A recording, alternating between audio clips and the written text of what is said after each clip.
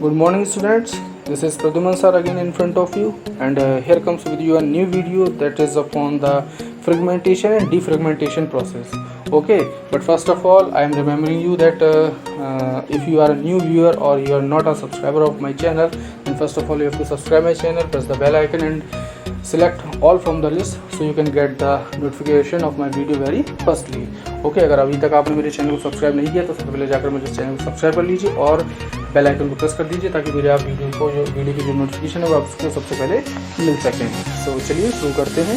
यहाँ पर फ्रेगमेंटेशन और डिफ्रेगमेंटेशन के बारे में एक बार दोबारा से मैं बता दूँ, कल तो मैंने बताया ही था लेकिन आज मैं फिर बताने जा रहा हूँ। थोड़ा सा बेसिक टॉपिक है, समझ लीजिए कि जो फ्रेगमेंटेशन था मैंने आपको बताया था जो डाटा को स्कैटर कर दे।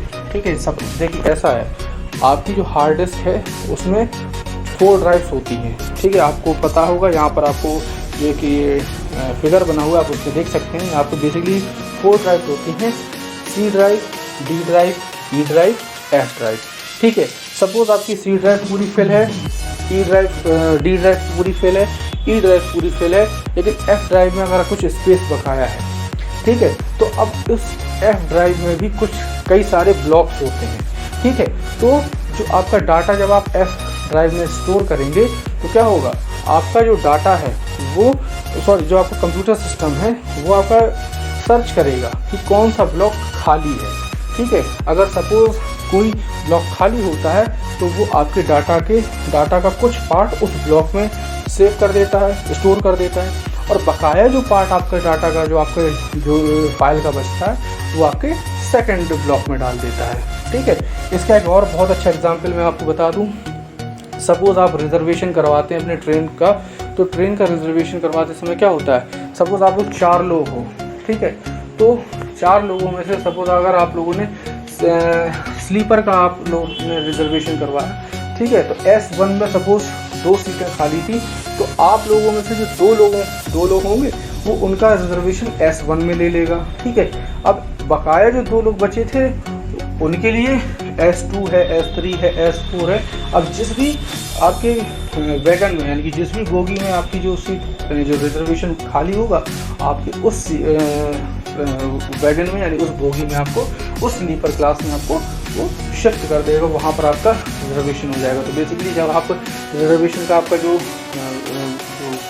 क्या बोलते हैं टिकट आता है, तो उस टिकट में आपको देखने को मिलता है कि 2 लोगों का S1 में हो गया है और बाकी के जो 2 लोग हैं उनका S4 में, S5 में, कहीं पर भी S12 होते हैं, तो S12 से लेकर S12 तक में आपका कहीं पर भी रिजर्वेशन हो सकता है। तो ये आपका फ्रेगमेंटेशन हो गया। ठीक है, इसको आप समझ सकते हैं कि फ्रेगमेंटेशन है, रेलवे ने आपके साथ फ्रेगमेंटेशन प्रोसेस का यूज़ किया है। ठीक है, लेकिन अगर अब आप उसमें एक कॉलम आता है कि अगर आप चाहते हैं कि हम चारों का रिजर्वेशन एक ही वैगन यानी कि एक ही बोगी में हो, ठीक है, इन द सेम क्लास। ठीक है, अगर सपोज अगर S1 है तो S1 में ही चारों का हो, S2 है तो S2 में ही चारों का हो, तो इसके लिए क्या रेलवे क्या करता है, फिर वो सर्च करता है कि कौन सी ऐसी बोगी है जिसमें 4 सीटें खाली हैं। तो जिस भी बोगी अगर S1 से लेकर S12 में वो जिसमें भी सर्च करेगा, जहाँ पर भी आपको अगर सपोज S7 जो स्लीपर जो वो वैगन नंबर 7 है स्लीपर का, उसमें अगर सपोज 4 सीट खाली है तो उन चारों का वहाँ पर रिजर्वेशन करा देगा और आपके चारों के जो टिकट में लेकर आएगा वो S7 लेकर आएगा।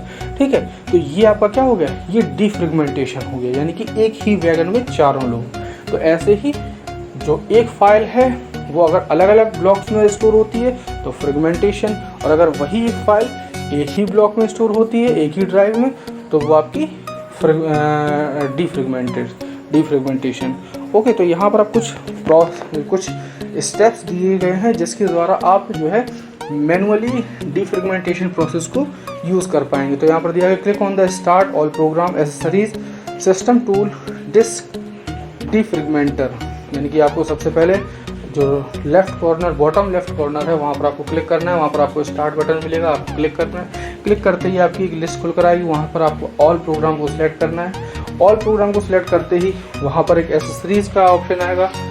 ये एक बेसिकली प्रैक्टिकल प्रोसेस है जिसको मैं आपको कंप्यूटर जो आपका प्रोजेक्टर है उस पर आपको कर दिखाऊंगा, लेकिन अभी आप एक बेसिक इसका एक छोटा सा एक रिकैप समझ लीजिए कि क्या होता है। क्या प्रोसेस होती है, कैसे की जाती है।